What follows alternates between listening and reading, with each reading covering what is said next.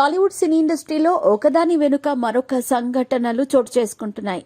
ఇప్పటికే అల్లు అర్జున్ అరెస్ట్, బెయిల్పై విడుదల, మళ్లీ విచారణ అంటూ బన్నీని పోలీస్ స్టేషన్స్ చుట్టూ తిరుగుతున్నారు.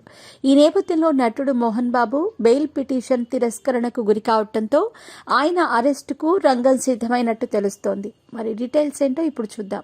టైం బాలేకపోతే అరటిపండు తిన్నా పన్ను విరుగుతుందనే సామెత మోహన్ బాబు విషయంలో నిజమే అనిపిస్తోంది.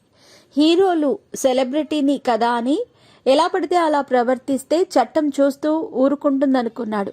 కానీ ఇప్పుడు చట్టం తన పని తాను చేసుకుపోతోంది. ఈ నేపథ్యంలో సినీ నటుడు మోహన్ బాబు అరెస్టుకు రంగం సిద్దమైందా అంటే అవునని అంటున్నాయి న్యాయవర్గాలు.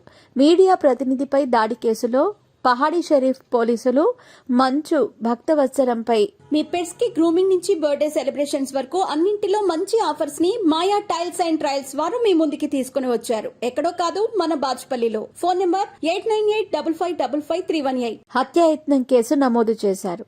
జల్పల్లిలోని మోహన్ బాబు ఇంటి వద్ద కొద్ది రోజుల క్రితం హైడ్రామా నడిచింది. ఈ క్రమంలో తన ఇంట్లోకి ప్రవేశించిన మీడియా ప్రతినిధులపై మోహన్ బాబు దాడికి పాల్పడ్డారు.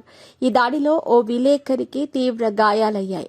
దీంతో పోలీసులు మోహన్ బాబుపై కేసు నమోదు చేశారు. తనను అరెస్ట్ చేయొద్దని మోహన్ బాబు హైకోర్టును ఆశ్రయించిన సంగతి అందరికీ తెలిసిందే.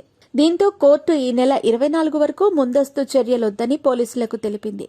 ఈ కేసులో ముందస్తు బెయిల్ కోసం హైకోర్టు మరో పిటిషన్ దాఖలు చేశారు మోహన్ బాబు. ఈ పిటిషన్ను హైకోర్టు కొట్టేసింది. ఆ గడువు నేటితో ముగియటంతో రాచకొండ పోలీసులు మరోసారి మోహన్ బాబు విచారణకు పిలువనున్నారు. ఈ నేపథ్యంలో ఆయన్ని అరెస్ట్ చేసే అవకాశాలు కూడా ఉన్నాయని చెబుతున్నారు. ఈ నేపథ్యంలోనే మోహన్ బాబు ఎక్కడ ఉన్నారు అని పూర్తి వివరాలు తెలుసుకోవటానికి పోలీసులు ప్రయత్నం చేసినట్టు తెలుస్తోంది. ఒకవేళ నోటీసులు జారీ చేసిన తర్వాత కూడా మోహన్ బాబు హాజరు కాకపోతే ఆయన అరెస్ట్ అవ్వటం ఖాయమని తెలుస్తోంది. మరి మోహన్ బాబు విచారణకు వస్తారా, లేక పోలీసులు తమ పని తాము చేసుకుపోతారా? చట్టం పుష్ప విషయంలో ఒకలా, పెదరాయుడు విషయంలో మరోలా ప్రవర్తిస్తుందా అనేది ఉత్కంఠగా మారింది. మరోవైపు మోహన్ బాబు ఎక్కడ ఉన్నారన్నది సస్పెన్స్ గా మారింది.